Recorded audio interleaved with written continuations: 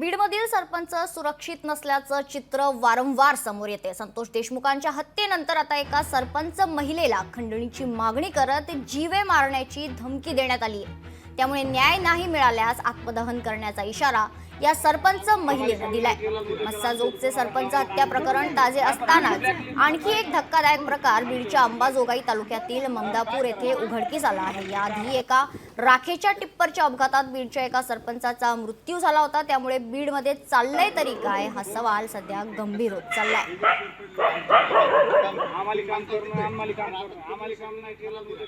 तर आमचे प्रतिनिधी ओमकार कुलकर्णी आपल्यासोबत जोडले गेलेत।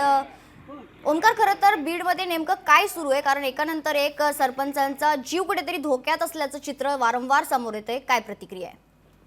मेघना, जर पाहिलं तर बीडमधील सरपंच हे कुठेतरी सुरक्षित आहेत की काय असाच सवाल सध्या उपस्थित होताना पाहायला मिळतोय।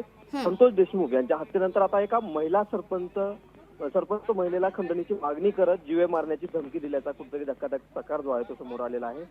न्याय नाही मिळाल्यास आत्मदहन करू असा इशारा देखील आता या सरपंच महिलेनं दिल्याची माहिती जी आहे ती समोर आलेली आहे।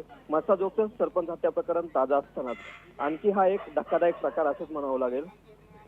अंबाजोगाई तालुक्यातील ममदापूर येथील या सरपंच असून याआधी एका राखेच्या टिप्परच्या अपघातात बीडच्या एका सरपंचाचा मृत्यू झालेला आहे आणि त्यात नव्यानं कुठेतरी आता या महिला सरपंचाला धमकी दिल्यानं कुठेतरी खरंच बीडमधील सरपंच सुरक्षित नाहीत की काय असं चित्र एकंदरीत निर्माण झालेलं पाहायला मिळतंय। मेघना, बरोबर, धन्यवाद ओमकार तुम्ही दिलेल्या सविस्तर माहितीसाठी।